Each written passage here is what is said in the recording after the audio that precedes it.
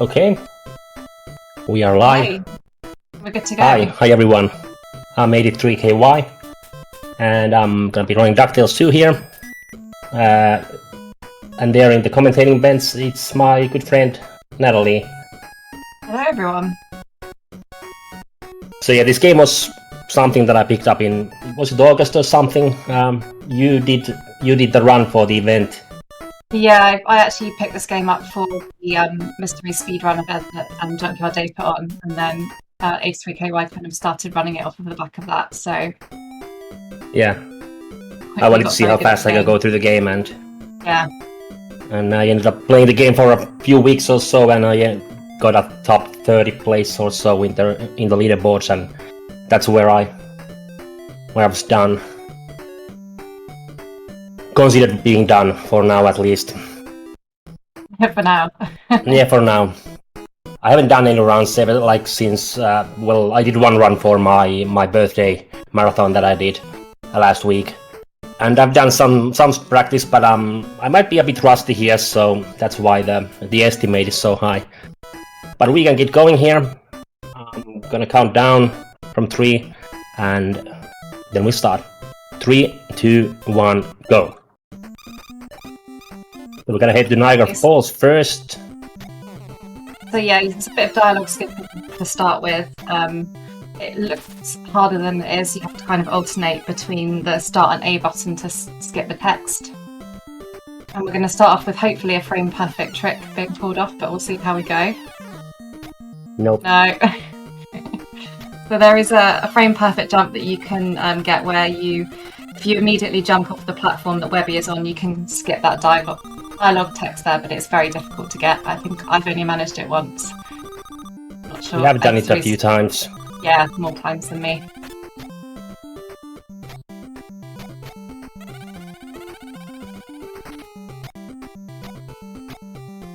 So this is the first of 5 levels that we're going to be going through. I didn't get some there. Yeah. Yeah, 5 levels. In terms of movement, you've got walk, but you've also got this kind of pogo jump. So the pogo is kind of used for jumping and also killing enemies and also breaking blocks. Very subtle, but you probably just maybe slightly noticed 83KY doing a slight pause there on the bridge, and that kind of ensures that you don't get hit by the bird, otherwise that's kind of instant death. Quite subtle, but it's kind of the quickest way to go about that. And if you kill the bird, you will get so many lag frames there that it will be slower, so that's why I try to do that. No. You didn't get the first hit there. So we're going to do 5 hits on this boss. We've actually started off this run with Niagara Falls, and because it's in a marathon setting, the order doesn't matter because we're obviously not going to reset.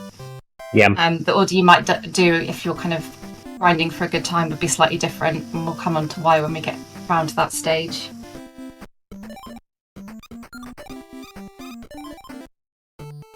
So off to Scotland. This is pretty much one of the more platforming heavy stages, I would say.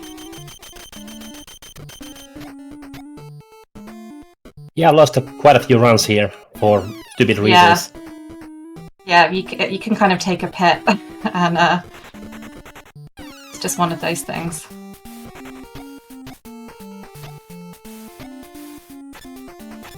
We're going to see a little damage boost to jump onto that chain there.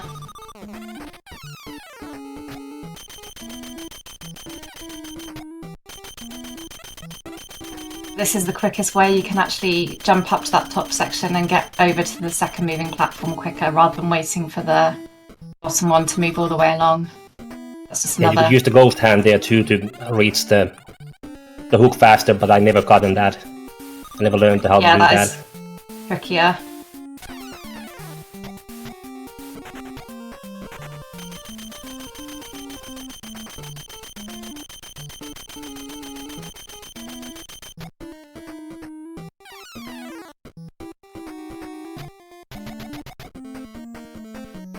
Okay, so second boss, what you have here is 2, but you can only deal damage to one of them, so it's just about preempting which is the real enemy. Probably the most straightforward boss, I would say, out of all of them.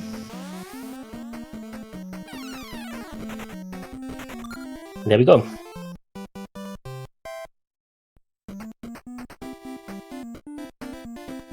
So now we're gonna go to Moo, which is the usual starting level for the run. Yeah. So Mew Island, generally most runners will start here when you're grinding for a good time, because there is the boss at the end is essentially potentially RNG hell. It can be super quick, or you could be in there for like 10 minutes or something. It can be whatever. Yeah, it can be anything. How long's a piece of string? So it's kind of makes sense to start with this one, because then you can just reset if you don't get favourable RNG.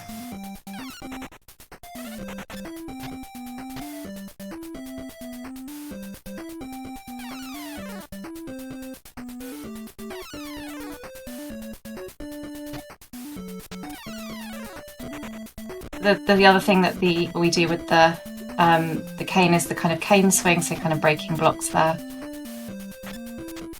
That jump over that plant at the top is very difficult to get as well. Yeah, you have to do it pretty much at the last possible moment. Yeah, it's very small window of success to get that jump, so that was good.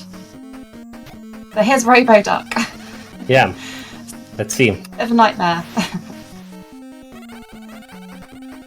We're just waiting for boss to drop the rocks from the ceiling.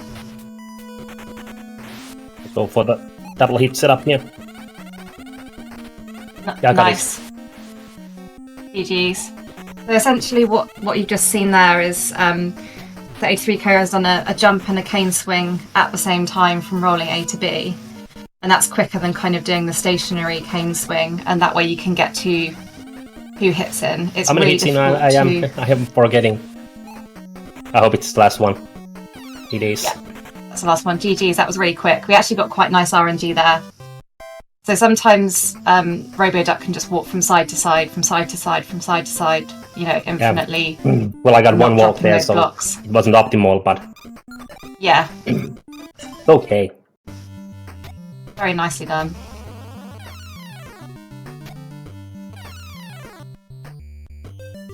So we're now off to Egypt here. This is one of the kinder levels, I would say. Yeah, nothing too hard. It's kind of like a maze though, so it might be hard for the casual player to get through the place. Yeah, that's true. Casually, a bit confusing, but speedrun wise, not too bad. Quite straightforward. There's just kind of little things that you can kind of do to optimize around. So like, for example, bouncing off the enemies to gain height, to grab onto the ropes and things like that. And using that snake at the bottom to jump over the sand as well. There's lots of kind of, subtle things that you can do to save time in this run.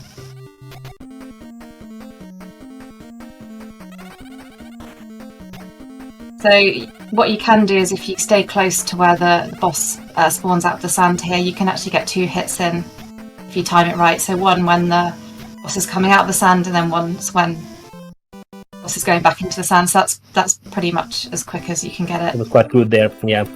Yeah, that was really good. That's the kind of optimal strat for that. So we're now off into Bermuda, so there's kind of a mandatory section here. You can't skip that, unfortunately. I'm gonna fire that cannon.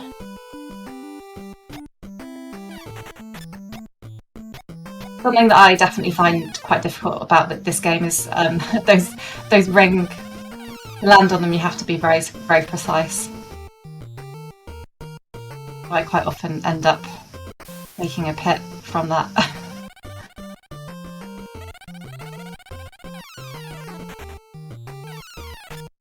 Again, that's the quickest strat for through this section. So actually using the birds rather than waiting for the platform to go along bottom.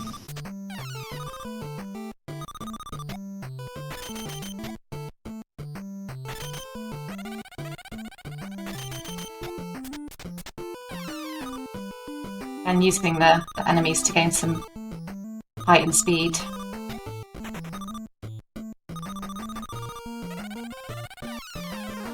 Actually a really nice speed run to kind of learn if you're interested in kind of starting out speedrunning, because it's a good length of run. The easy game to pick up. Yeah, I think so. That was a nice entry really for fun the one. boss. So we're just dropping down from the wings here. Again, 5 times. Nice entry, but not the best boss fight. If you spam something when you enter the boss room, you can walk further into the boss room before the boss spawns, and you can get like hit faster. The first hit. Yeah. Okay, so Webby's been kidnapped. So this is the final level. We're going to go and rescue. Let's see if I die here. I had the bad habit of doing that every now and then. It is possible to die here, but hopefully not today. This is Flintheart Glomgold, who's stolen our treasure. Kidnapped Webby. So this is the final boss. Effectively, pretty much pogoing on one spot in the middle there. Just trying to get those 5 hits in this time. GG's, nice run. Yeah. What was the time? 10:25, yeah. Yeah. What was your PB? I forget. Huh? What was your PB? My PB is 9:38. Yeah, 9:38. So yeah, not bad for a D-Rust marathon run. Very good.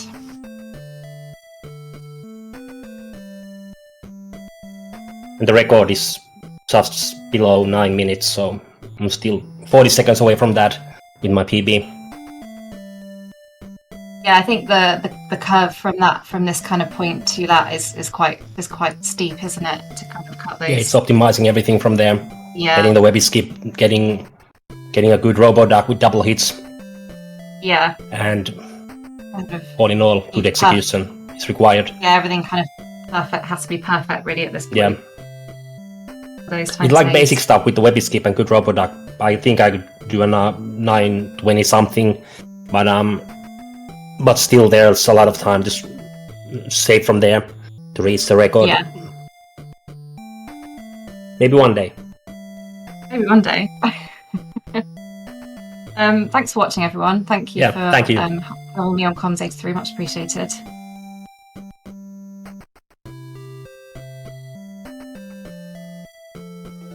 Thank you to Kat and Dave as well for having us on to showcase this great game.